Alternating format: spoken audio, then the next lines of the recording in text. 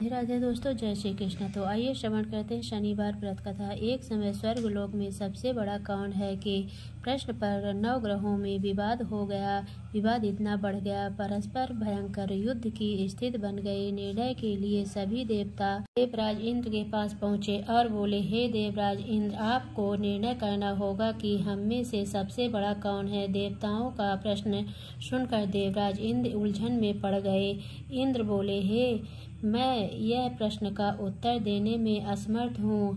हम सभी पृथ्वीवासी उज्जैनी नगरी में राजा विक्रमादित्य के पास चलते हैं। देवराज इंद्र सहित सभी ग्रह देवता उज्जैनी नगरी पहुँचे। महल में पहुंचकर जब देवताओं ने उनसे अपना प्रश्न पूछा तो राजा विक्रमादित्य भी कुछ देर के लिए परेशान हो उठे, क्योंकि सभी देवता अपनी अपनी शक्तियों के कारण महान थे। किसी को भी छोटा बड़ा कह देने से उनके क्रोध के प्रकोप से भयंकर हानि पहुंच सकती थी। अचानक राजा विक्रमादित्य को एक उपाय सूझा और उन्होंने विभिन्न धातुओं स्वर्ण, रजत, चांदी, कांसा, ताम्र, तांबा, शीशा, रांगा, जस्ता, अभ्रक व लोहे के 9 आसन बनाए। धातुओं के गुणों के अनुसार सभी आसनों को एक दूसरे के पीछे रखवाकर उन्होंने देवताओं को अपने अपने सिंहासन पर बैठने को कहा। देवताओं के बैठने के बाद राजा विक्रमादित्य ने कहा, आप का निर्णय तो स्वयं हो गया। जो सबसे पहले सिंहासन पर विराजमान है वही सबसे बड़ा है। राजा विक्रमादित्य के निर्णय को सुनकर शनि देवता ने सबसे पीछे आसन पर बैठने के कारण अपने को छोटा जानकर क्रोधित होकर कहा, राजा विक्रमादित्य, तुमने मुझे सबसे पीछे बैठा कर मेरा अपमान किया। तू मेरी शक्तियों को से परिचित नहीं है। मैं तुम्हारा सर्वनाश कर दूंगा। शनि ने कहा, सूर्य एक राशि पर 1 महीने, चंद्रमा 2.25 महीने, मंगल 1.5 महीने, बुध और शुक्र 1 महीने, बृहस्पति 13 महीने रहते हैं, लेकिन मैं किसी राशि पर 7.5 वर्ष 7.5 तक रहता हूँ। बड़े बड़े देवताओं को मैंने अपने प्रकोप से पीड़ित किया है।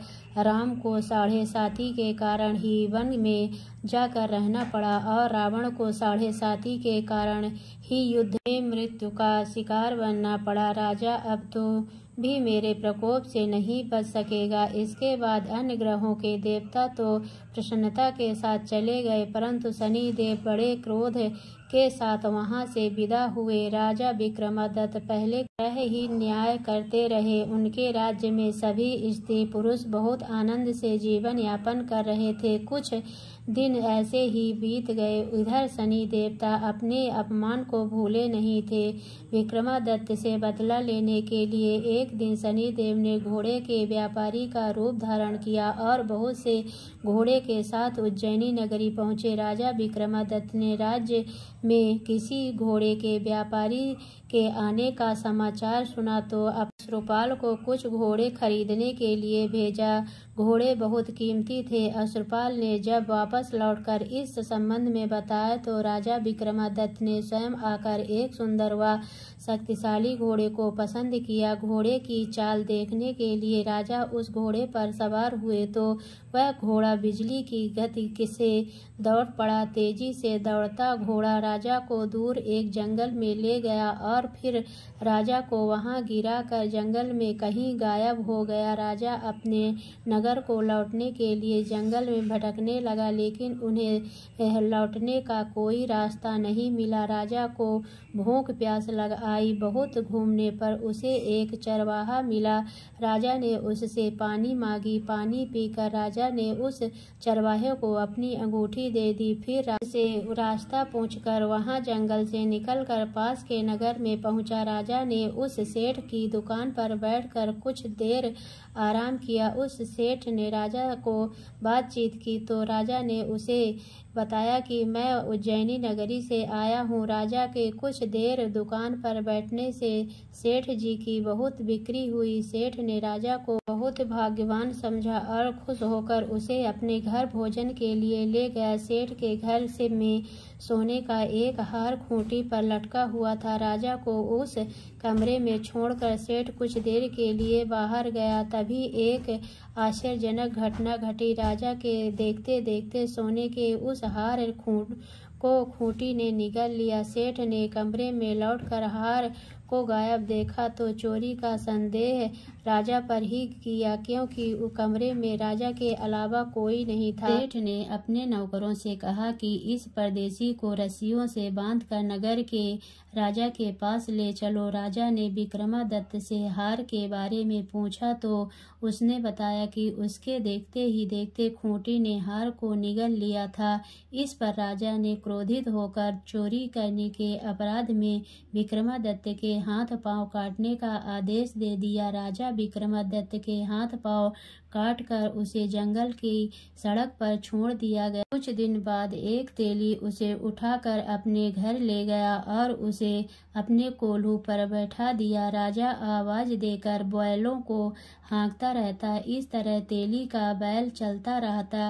राजा को भोजन मिलता रहा। शनि के प्रकोप की 7.5 पूरी होने पर वर्षा ऋतु प्रारंभ हुई। राजा विक्रमादित्य एक रात मेघ मल्लाह गा रहा था, तभी नगर के राजा की लड़की राजकुमारी मोहिनी रथ पर सवार उस तेली के घर के पास से गुजरी। उसने मेघहार सुना तो उसे बहुत अच्छा लगा और दासी को भेजकर गाने वाले को बुला लाने को कहा। दासी ने लौटकर राजकुमारी को अपंग राजा के बारे में सब कुछ बता दिया। राजकुमारी उसके मेघमल्लाह से बहुत मोहित हुई, अतः उसने सब कुछ जानकर भी अपंग राजा के साथ विवाह करने का निश्चय किया। राजकुमारी ने अपने माता पिता से जब यह बात कही तो वे हैरान रह गए। रानी मोहिनी को समझाया, बेटी तेरे भाग्य में तो किसी राजा की रानी होना लिखा है, फिर तू उस अपंग से विवाह करके अपने पांव पर कुल्हाड़ी क्यों मार रही है। राजकुमारी ने अपने जिद नहीं छोड़ी। अपनी जिद पूरी करने के लिए उसने भोजन करना छोड़ दिया और प्राण त्यागने का निश्चय कर लिया।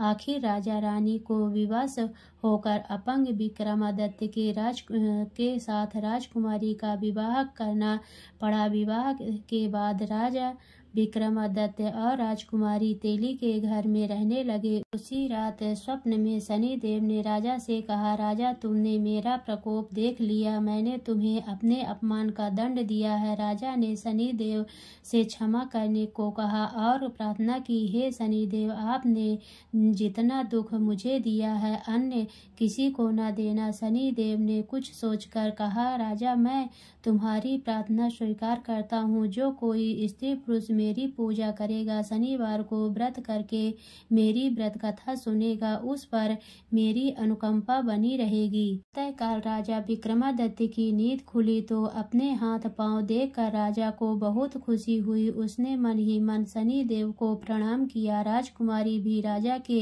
हाथ पांव सही सलामत देखकर आश्चर्य में डूब गई। तब राजा विक्रमादित्य ने अपना परिचय देते हुए शनिदेव के प्रकोप की सारी कहानी सुनाई। सेठ को जब इस बात का पता चला तो दौड़ते हुए तेली के घर पहुंचा और राजा के चरणों में गिरकर क्षमा मांगने लगा। राजा ने उसे क्षमा कर दिया, क्योंकि यह सब तो शनिदेव के प्रकोप के कारण हुआ था। सेठ राजा को अपने घर ले गया और उसे भोजन कराया। भोजन कराते समय वहां एक आश्चर्यजनक घटना घटी। सबके देखते देखते उस खूंटी ने हार उगल दिए। सेठ जी ने अपनी बेटी का विवाह भी राजा के साथ कर दिया और बहुत से स्वर्ण आभूषण धन आदि देकर राजा को विदा किया। राजा विक्रमादित्य राजकुमारी मोहिनी और सेठ की बेटी के साथ उज्जैनी पहुंचे तो नगरवासियों ने हर्ष से उनका स्वागत किया। अगले दिन राजा विक्रमादित्य ने पूरे राज्य में घोषणा कराई कि शनिदेव सब देवों में सर्वश्रेष्ठ हैं। प्रत्येक स्त्री पुरुष शनिवार को उनका व्रत करे और व्रत कथा अवश्य सुने। राजा विक्रमादित्य की घोषणा से शनिदेव बहुत प्रसन्न हुए। शनिवार का व्रत करने और व्रत कथा सुनने के कारण सभी लोगों की मनोकामनाएं शनिदेव की अनुकंपा से पूरी होने लगी। सभी लोग आनंद पूर्वक रहने लगे। शनिदेव जैसे आपने विक्रमादित्य पर कृपा की वैसे सब पर करना। तो बोलिए शनिदेव भगवान की जय।